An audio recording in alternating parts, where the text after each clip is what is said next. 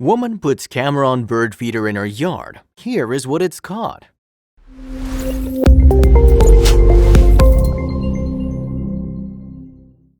Lockdown made us discover new hobbies we wouldn't normally go for. Some people started drawing or knitting. Others got interested in regular visitors in their gardens. If you don't have a garden but would love to explore local birds, don't worry. Because Lisa, who's also known as ocdBXq on social media, has you covered and is sharing her fascination with birds with tens of thousands of people online.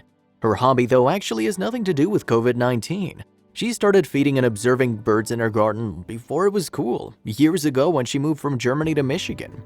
She still regularly captures various birds frequenting the feeders in her garden from up close, and the photos show how interesting and unique they are. From dramatic and hilarious facial expressions and poses to accidental compositions like the classic birds that look like they're about to drop a new album, ocdBXq's gallery will make you fall in love with birds a little bit more. Often, different kinds of birds will also find their way to feeders looking for food, so this post contains bonus snaps of critters such as squirrels and chipmunks.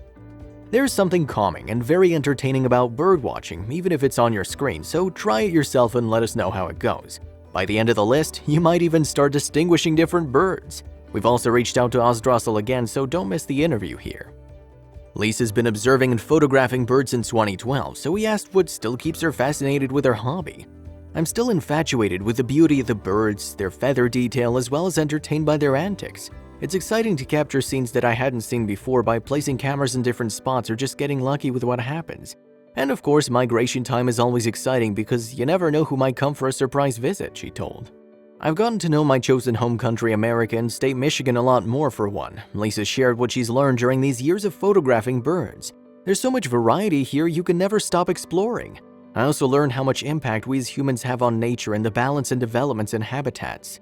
When trees are cut down to make room for wider roads or more settlements, birds and animal populations can suffer.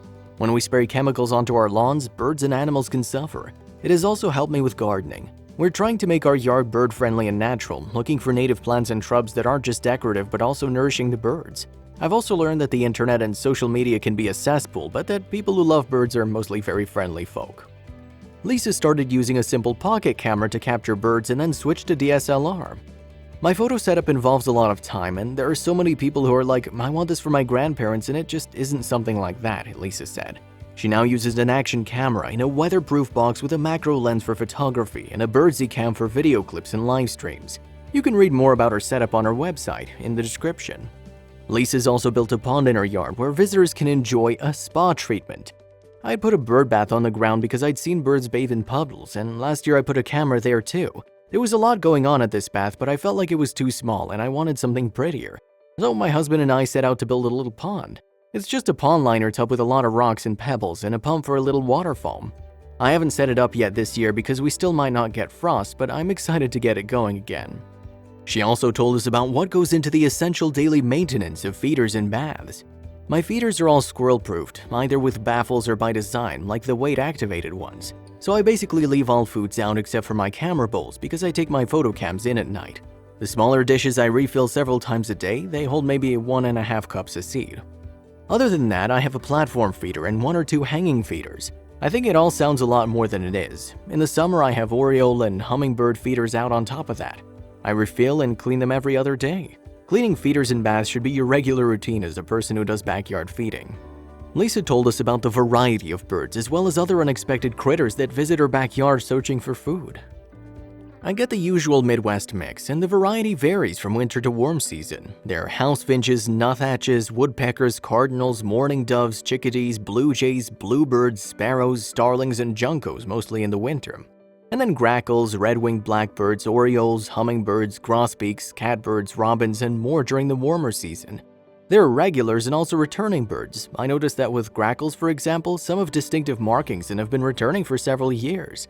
We have an abundance of squirrels, fox, red, gray, as well as flying, then skunks, raccoons, opossums, sometimes deer, turkey. Once I had a fox and an owl. We had a snake by the pond and a couple of frogs last summer too, and moths have been nibbling on the grape jelly last summer. Lisa revealed the most challenging and the most rewarding part of her hobby. The most challenging thing is when you witness birds in distress and you can't help. Raptor attacks happen as well as sickness. It's all a part of nature. The most rewarding, I think, are the bird babies, seeing them all thrive. I have a camera in my bluebird nest box, for example. I can see the eggs being laid, the mama bird incubating, and the babies hatching and growing.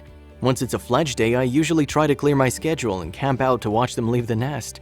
They're all quirky with different little personalities, and it's always thrilling to witness their big leap, and then seeing them coming back with the parents. Summer in general is wonderful in that regard. Tiny bird babies are all around exploring this big world in the cutest way.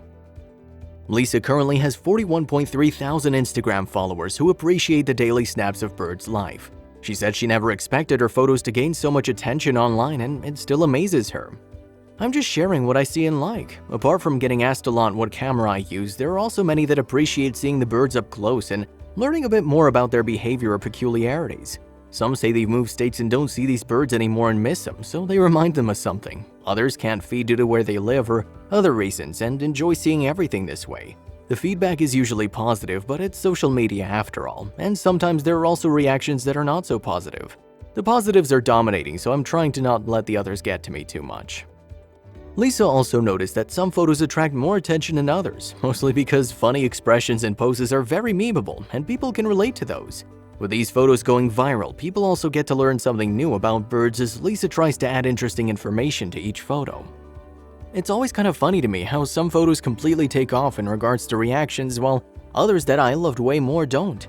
I always try to add a little extra information into my posts to make people aware of certain misperceptions or little details of bird life that maybe not everybody's aware of. And it's wonderful to see people react with their own special experiences or stories. Especially funny photos are often the ones where it's easy to apply human reactions or behavior to a pose or look. The critters are perfect for that, but there are also birds with particularly funny looks on their faces. Lisa shared her experiences and expert advice with anyone who's interested in bird watching in their own gardens. Be patient, don't disturb the birds, think creative, and don't just try to imitate what others do. Set your own little scene, have some fun with it, and realize that we can't always get all the birds we want. Some birds will appear with certain foods, but this isn't applicable to all of them. Some birds just prefer a certain habitat, and just putting the food out that they like might not bring them to you if the habitat's not where they roam. I'd love to have a pileated woodpecker in my yard or setter waxwings, but this just won't happen because it's not the area. A bird bath can be a very nice way to attract some that are passing through though. I had some quite surprised visitors last year. Lisa's made products with her designs available on Redbubble and sells adorable calendars with her photographs annually, but it still remains a hobby. I'm not opposed to making this a bit more than a hobby, but so far I also have to work a real job to make ends meet and keep the feeders filled.